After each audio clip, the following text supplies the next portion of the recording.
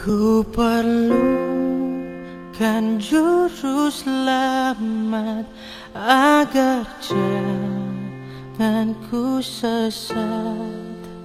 Selalu harus ku rasakan bahwa Tuhanku dekat, maka jiwaku tenang, takkan takut dan enggan bila Tuhanku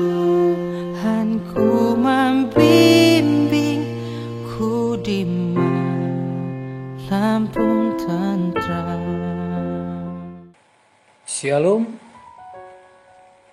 selamat pagi dan salam sejahtera bagi kita semua.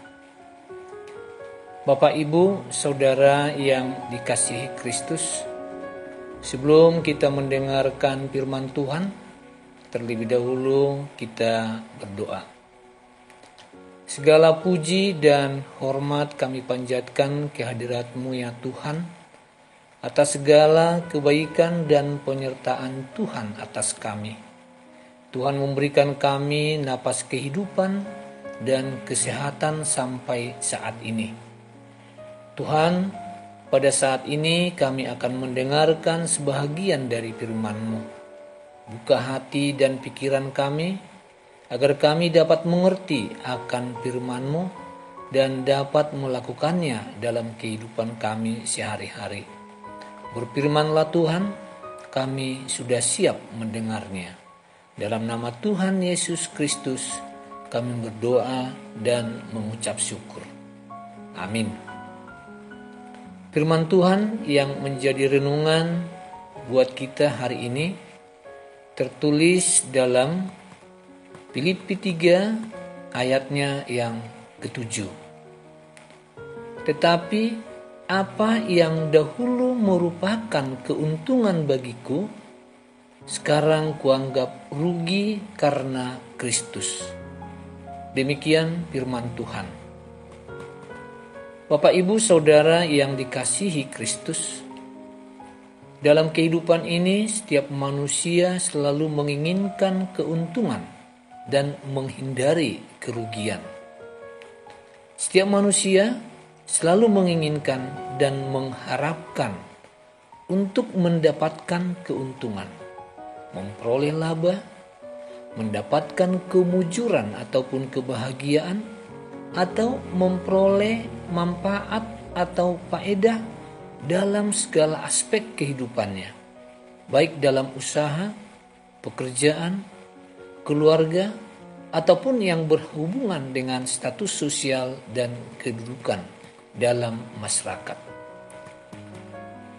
Sebaliknya, manusia pasti menghindarkan diri atau menjauhkan diri dari kerugian dalam hidupnya, karena kerugian itu sering dipandang sebagai suatu kegagalan ataupun ketidakberhasilan.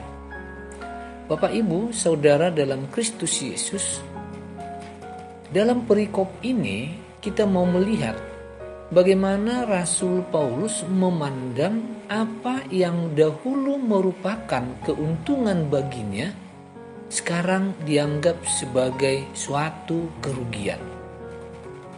Sebelum mengenal Kristus, Paulus merasa beruntung menjadi orang yang bersunat, suku Benjamin, ahli hukum Taurat, dan mentaati Taurat tanpa cacat, bahkan menjadi tokoh front pembela agama Yahudi dengan menganiaya pengikut-pengikut Kristus. Hal itu bisa kita lihat dalam Kisah Para Rasul 9 ayat 1 sampai dengan 6 demikian. Sementara itu berkobar-kobar hati Saulus untuk mengancam dan membunuh murid-murid Tuhan. Ia menghadap imam besar dan meminta surat kuasa daripadanya untuk dibawa kepada majelis-majelis Yahudi di Damsyik, supaya jika ia menemukan laki-laki atau perempuan yang mengikuti jalan Tuhan, ia menangkap mereka dan membawa mereka ke Yerusalem. Dalam perjalanannya ke Damsyik, ketika ia sudah dekat kota itu, tiba-tiba cahaya memancar dari langit mengelilingi dia. Ia rebah ke tanah, dan kedengaranlah olehnya suatu suara yang berkata kepadanya, "Saulus, Saulus, mengapakah engkau menganiaya aku?" Jawab Saulus, "Siapakah engkau Tuhan?" Katanya, "Akulah Yesus yang kau aniaya itu. Tetapi bangunlah dan pergilah ke dalam kota. Di sana akan dikatakan kepadamu apa yang harus kau perbuat."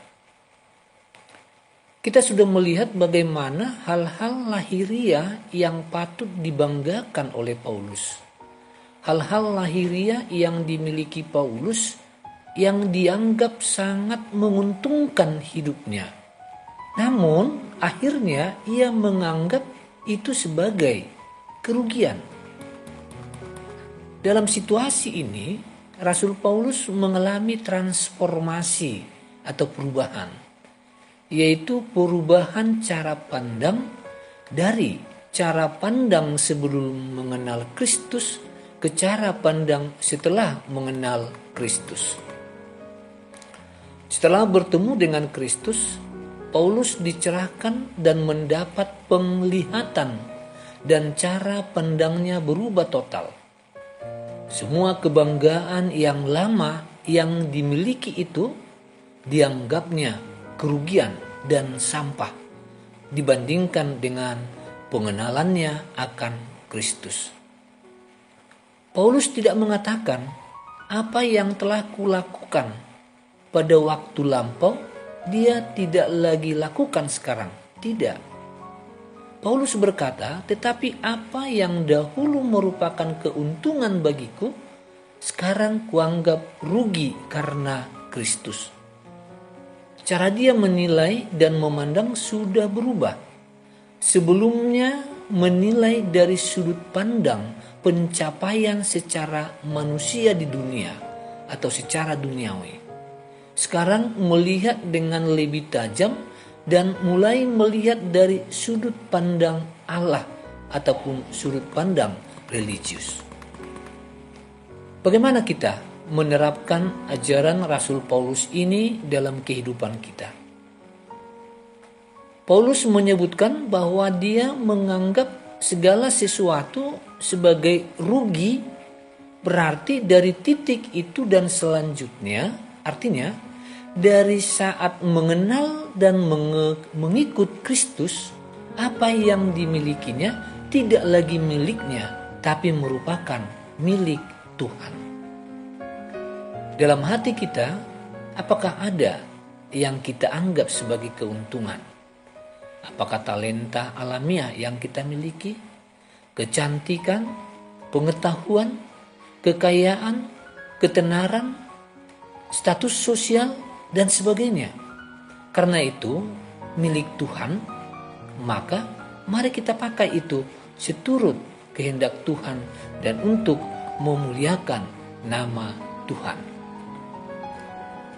Bapak Ibu Saudara yang dikasihi Tuhan Yesus, sebagai orang Kristen, bahwa aktivitas rohani, status sosial, dan hal-hal lahiriah lainnya tidak boleh kita anggap lebih penting dibandingkan dengan kesempatan untuk mengenal Yesus Kristus. Apapun yang kita lakukan dan kita miliki menjadi sebuah kesempatan untuk bisa mengenal Kristus lebih dalam lagi. Kalau tidak, maka semuanya itu menjadi kerugian yang tidak berguna dan pantas untuk dibuang. Dalam Filipi 3 ayatnya yang ke-13 dan 14 dikatakan, "Aku melupakan apa yang telah di belakangku dan mengarahkan diri kepada apa yang di hadapanku dan berlari-lari kepada tujuan untuk memperoleh hadiah, yaitu panggilan surgawi dari Allah dalam Kristus Yesus. Saat perlombaan, hidup membuat kita lelah. Tapi ingatlah bahwa hadiah terbesar untuk kita sebagai seorang Kristen sedang menanti di garis finish, yaitu bertatap muka dengan Kristus dan mengambil bagian dalam kemuliaannya. Amin. Kita berdoa. Terima kasih Tuhan, kami telah mendengarkan firman-Mu. Tuntun dan mampukan kami untuk dapat melakukan yang seturut dengan firman-Mu. Berkati kami Tuhan dalam setiap aktivitas kami. Ampuni segala dosa dan kesalahan kami.